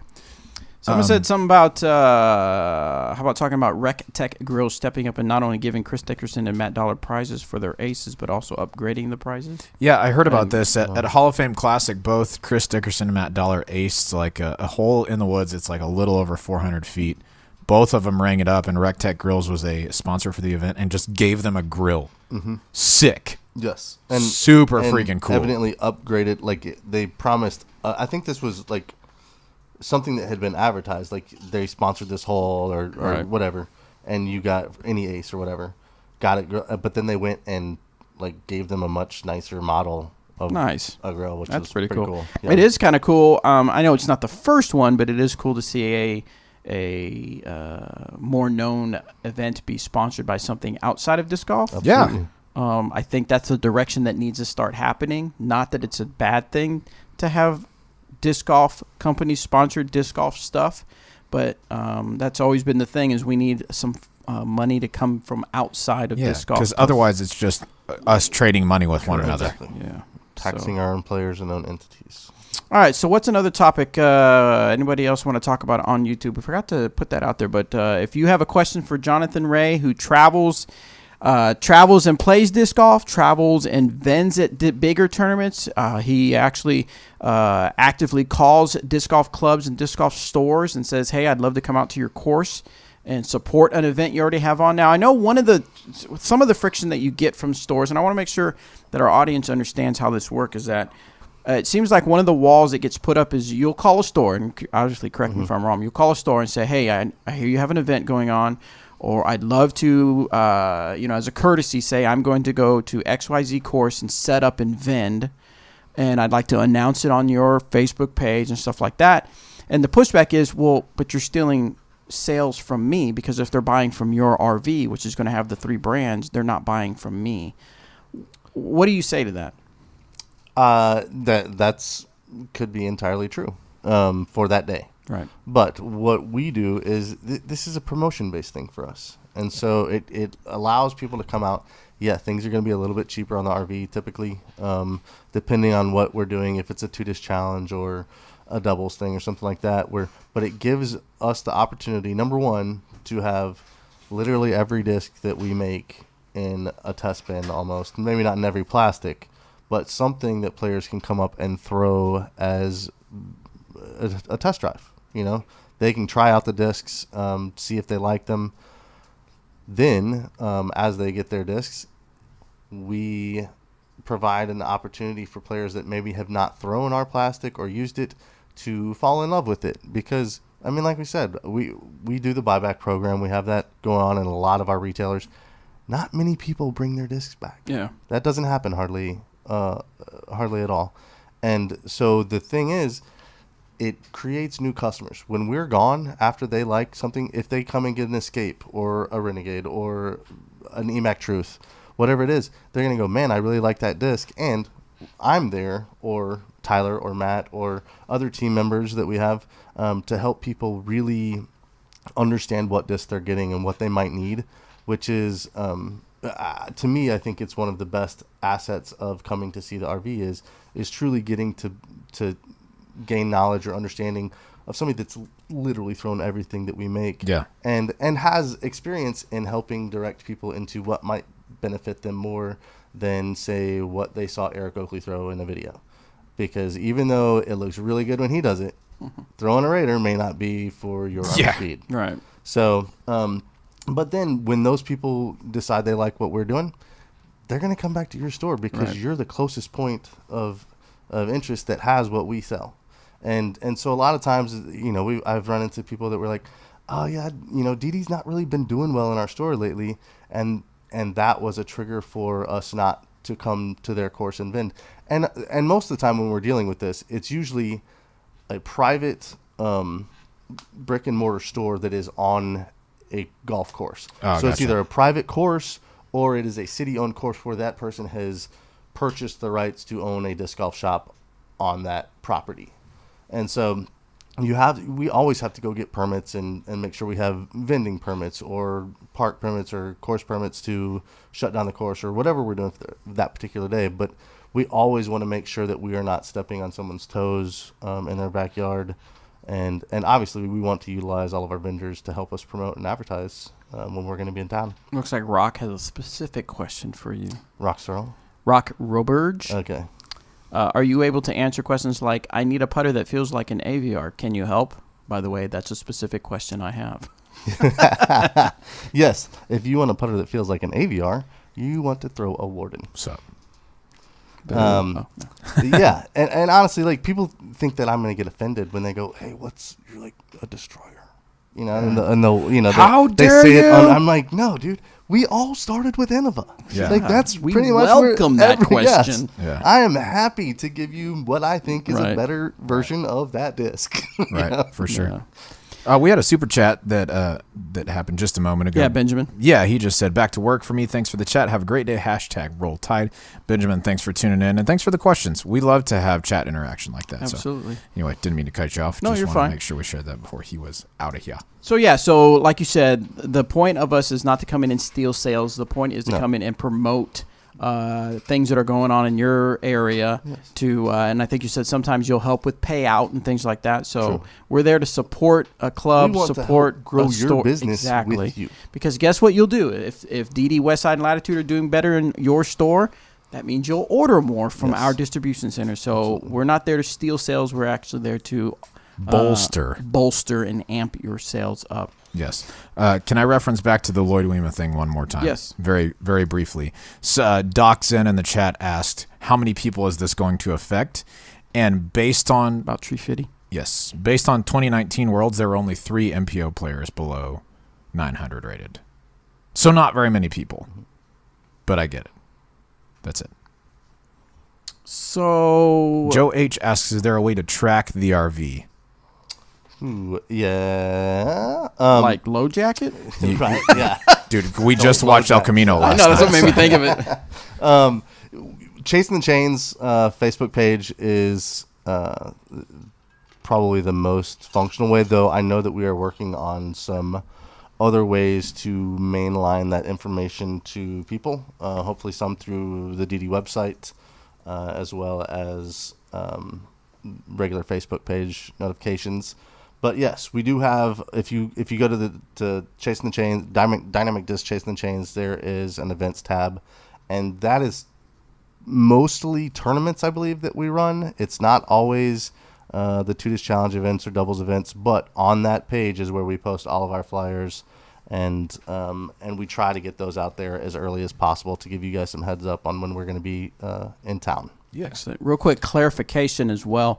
I did mention Robert Leonard's name when we talked about the Lloyd Weema rule, but I just want to make sure that he is not the one that he had nothing to do with the actual rule. He just happened to be sitting in the audience. The Majors Committee he just presented passed it along. Yeah, the Majors Committee presented it, and the Board of Directors unanimously approved it. So Robert Leonard did not have anything to do with it. He just happened to post it on Facebook, and Ultiworld grabbed that off Facebook. Yeah. Couple questions for JRay here. Andrew says, JRay, what is your favorite shot to throw? Probably verdict. It is a verdict. Yeah. Yeah. I love the verdict just because 380 and then I can get on it and it just goes straight and handles power really well. Yeah. And before you're thinking, hey, that sounds like an internet distance sort of thing, I seen it. Okay? It happens. So it's real. JRay is not going to be like, look how far I throw, but really he does throw very far. It's true. I've seen him talk. He does do that. Yeah, usually when he talks about it, he's like, I birdied hole 17. Yeah. Anyway. I've got some T-shirts coming out. That's right. That's right. Let's see. What is your favorite putting game or non-money bet for a round with buddies? Oh, I mean, it's always gonna be a beer or dinner, things Sure. like that. Yeah, because you're a connoisseur. You like the fancy stuff, right? The craft. I do, but I really have quit drinking very much. And so not as because I was like, oh gosh, I have to stop this. I was just fat and probably drank more beer than I should, and that was probably the biggest thing leading up to the fat part. Because I walk a lot, I run a lot, I exercise a lot. I'm on the road all the time. Yeah, you've got the activity part. But so yeah, I just played so bad at Music City Open. I was like, and I was out late drinking with some friends, and should have been resting and preparing for to play the tournament. So I was not being professional at all in how I was approaching the tournament that I was playing. But then I just was like, okay, I'm not going to drink. And I gave myself 4 weeks. I was like, I'm not going to drink for 4 weeks. And I went through that phase, and I won 3 A-tiers and finished 5th in U.S. Masters in that time. And so I was like, well, maybe there's something to this. And so, yes, that being said, I am a beer fan. I'm very kind of particular about the kinds of beer I drink. Right. But, yes, I would be a connoisseur. But, yes, so we actually, my buddies and I at home, we play a game called Solstice. I don't know if you guys have ever played Solstice. It is typically when we have an odd number. Usually it's 5 of us, because our group of friends, it was always 5 guys that played together for the most part. But what it is it's a doubles game, but every 3 holes you flip up. Nice. And you change teams.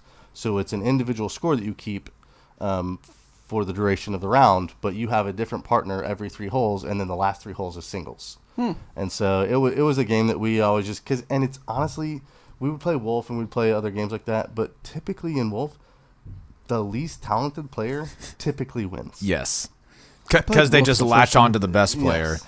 And then, sometimes they drag them down, and then sometimes they just get lucky and win. Yeah. It's rough. But no, it's just that's all. That was games that we play to kind of keep everybody involved, because it's totally different skill sets in our group of friends that play together.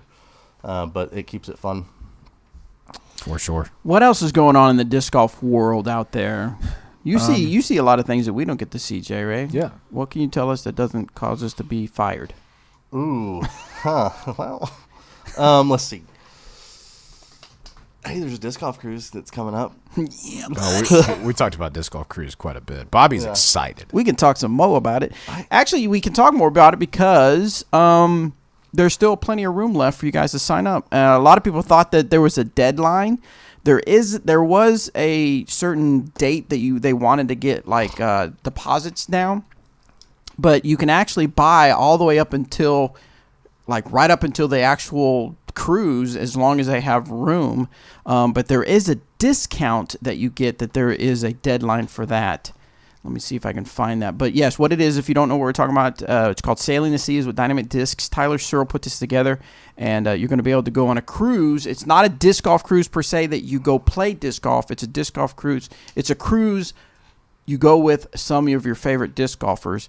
I'm going to be there. Jeremy Rusko will be there. The Oakleys. Wait, so who are our favorite disc golfers you're going to? I just named all of them right okay. there. The Oakleys will be there. Eric and Tina. Zach Melton will be there. I can't remember who else that Tyler Searle has confirmed. But I'm seeing they posted something on the Facebook page. If my internet would hurry up and go.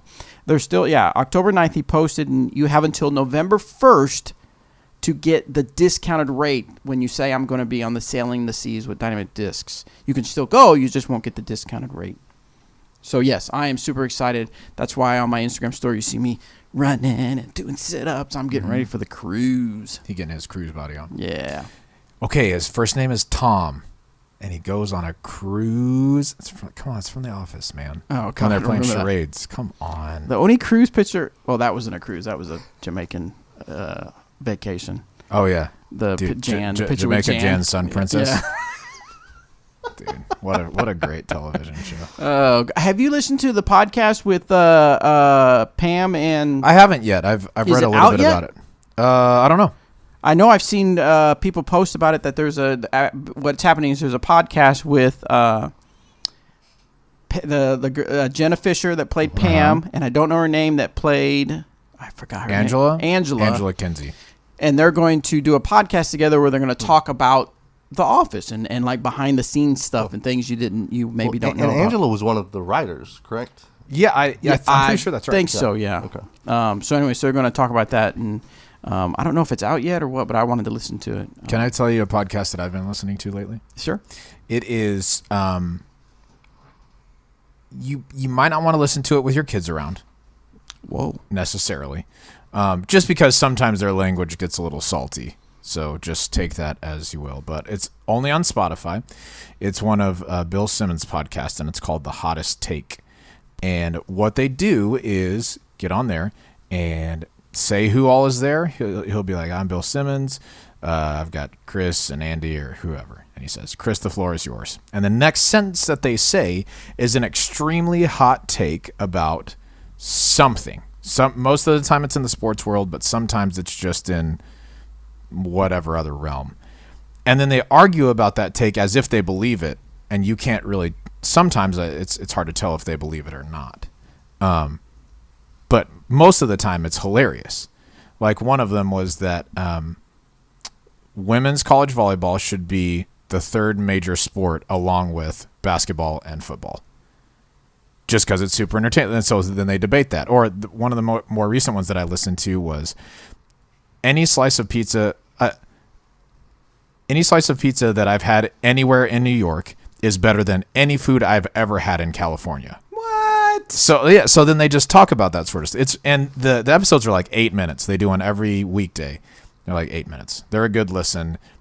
Probably don't listen to them with your kids around for the sake of the curse words. There's not a ton of them most of the time, but should we do stuff like that? Well, we can. Short 8 minutes if you want to. Are you ready right now? What's your hottest take? It would be something like this. Someone would walk on here and say, Paul Macbeth will never win a world championship nor another national tour. And then you just debate it as if you believe it or like are trying to figure out if that could, like, in what world could that ever be true? Stuff like that. We could probably come up with some good topics for it for the after show. I was thinking tacos. I'm interested. Shocking. Anyway, well, that's cool. Interested. Yeah, it's very entertaining and it's quick, just 8 minutes or so, and you're out of there. Nice. I've enjoyed them. Very cool. Well, I think we've exhausted all. Oh, I do want to mention this whole hang tight. So Eric Oakley just posted something on his Facebook book. Drop the. Drop just, the. We were gonna call it Facebook. What do you think? Justin Timberlake turns around and says, "Drop the." Hey, but speaking of Moses in chat and also Clint Starks and whoever else is talking about women's volleyball, we watch women's volleyball at the house all the time, and they are incredible. I have never watched it. I never thought about watching it. I just never thought. And Shay and Robert like really get into it. Like they know who they like, they know who they don't like. And I will sometimes just sit with them and watch it, and I'm like, this is pretty. I mean, they're unreal. Get into it. Yeah. Well, I mean, and we play on a co-ed volleyball team here in town, which is basically as like talented as the college volleyball teams. Exactly. No, but for real, guys, if you're going to be in the Did you show any pictures yet? Not online, no. I took pictures, and some of them turned out pretty cool, and I did share them. So anyway, Instagram, Uncle Bobby Jr., you'll see pictures of Robert in action, volleyball action. Also, some of Jackie Morris. Jackie Mo. If you're listening, like her and Scarlett do sometimes, expect to see some of your pictures on Instagram. There's one really awesome. It was the cover one that you put out there. She said I can't post that one. Why? Remember, it said, I don't think this one should make it out. Why? I think that's what she was saying. I don't think so. Because, I don't know. You have to ask Jackie. I'm going to read back through the messages. Okay. Go ahead. Anyway, so Disc Golf Pro Tour finale is having player clinics. And they have a handful of FPO pros and a handful of MPO pros, and two of our very own.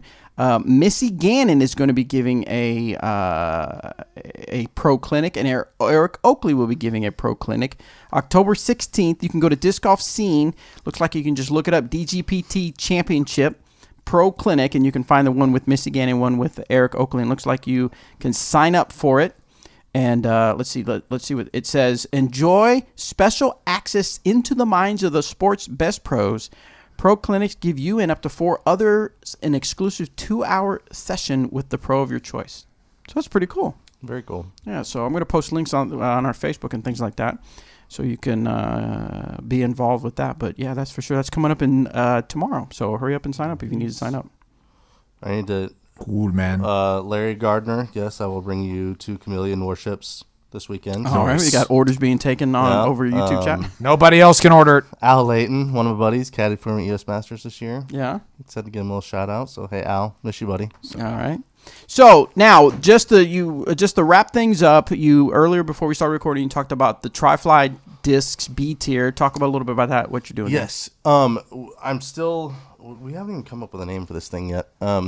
But I think the requirement is that it has to be AM only because Tyler Searle will be in, I think, Gainesville running a pro only B tier, and we don't want to step on anyone's toes in that way. So.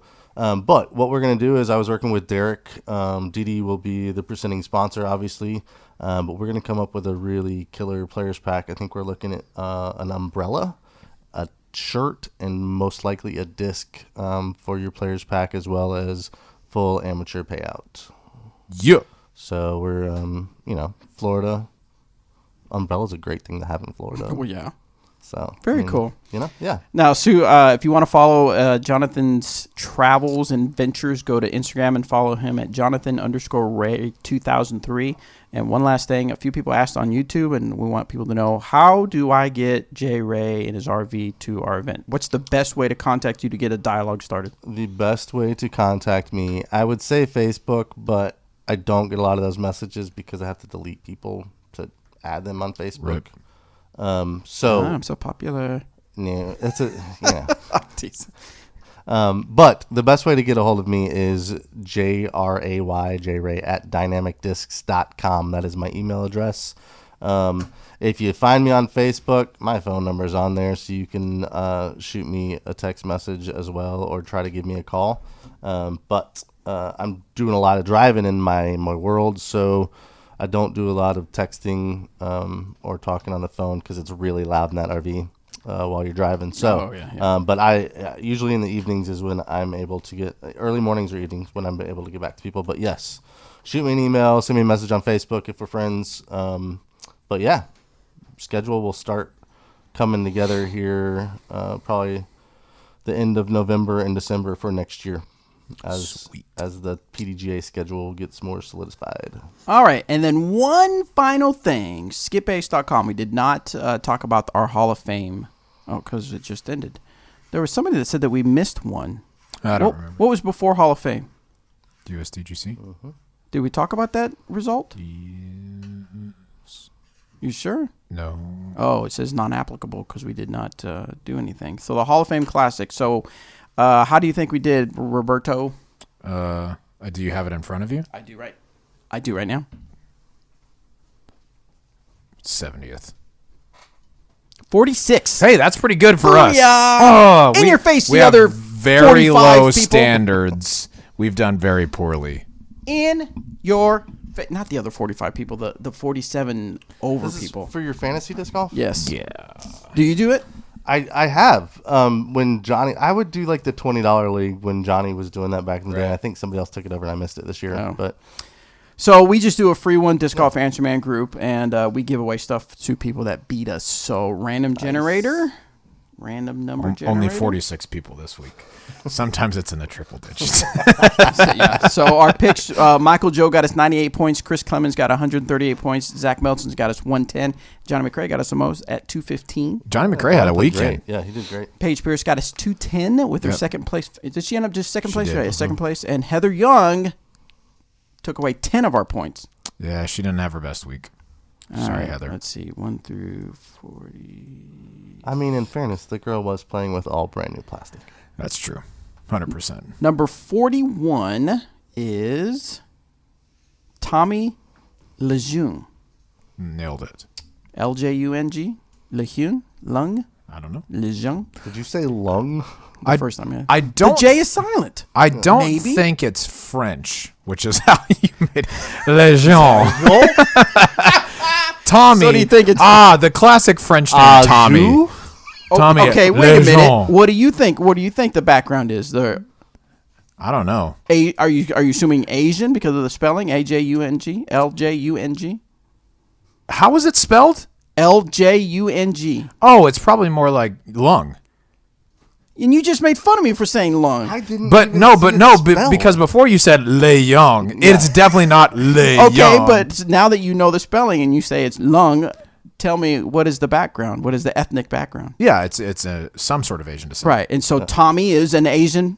No, but the LJ next to each other. You made fun of me. You said, "Oh, Tommy's the friend's name." No, because you actually you said you Asian looked at name. LEJ. You said LEJUNG and thought it was did I pronounced say Le Young. Yes, okay. I do tend to add letters and pronunciations. No, and you syllables. You never. You added a letter. Le Young. I tend to add syllables sometimes as well. Holy crap! The show's off the rails. Off the rails.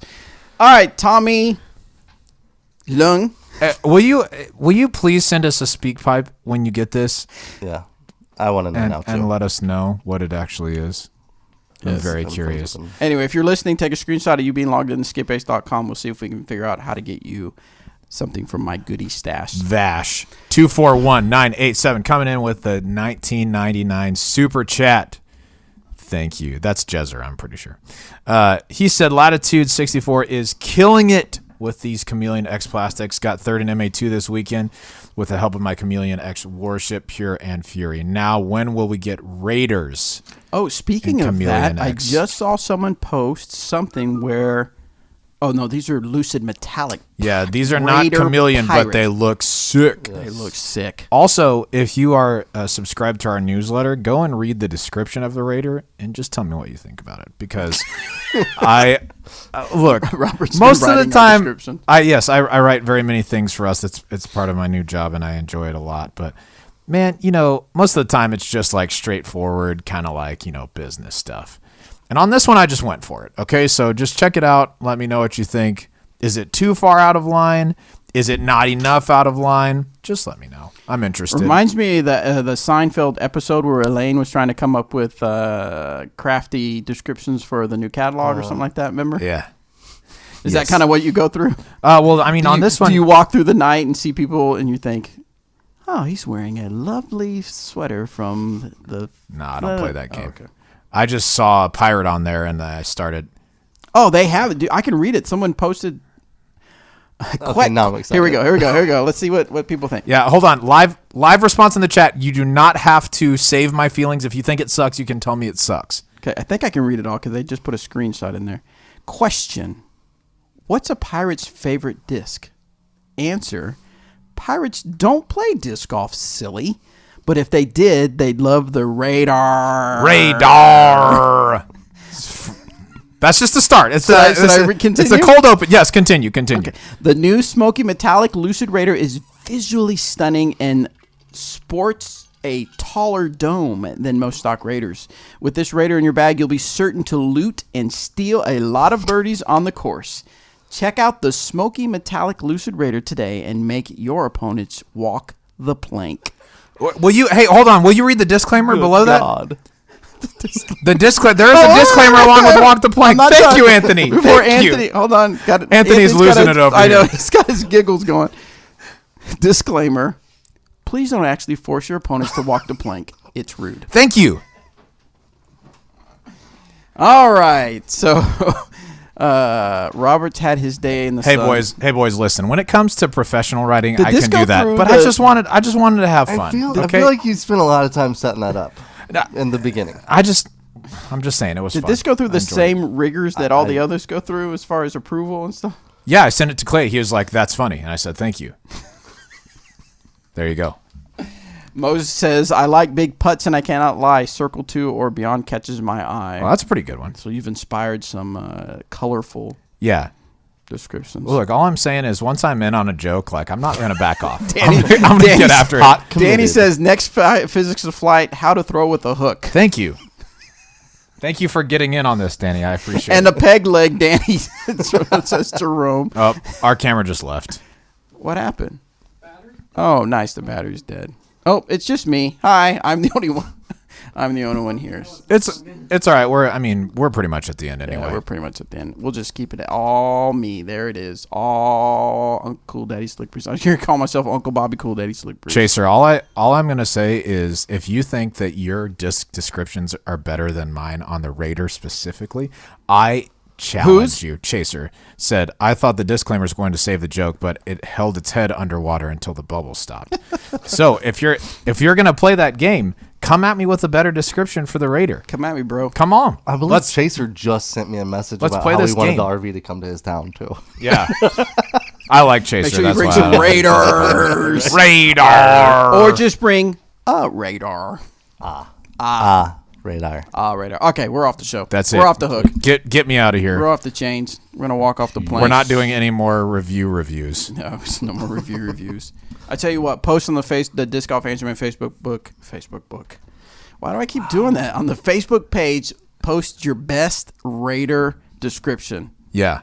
And if who wins. And if yours is chosen as the best, I will steal it and use it as my own and never give you credit. You're welcome. You're welcome, folks. We'll see you on the next after show.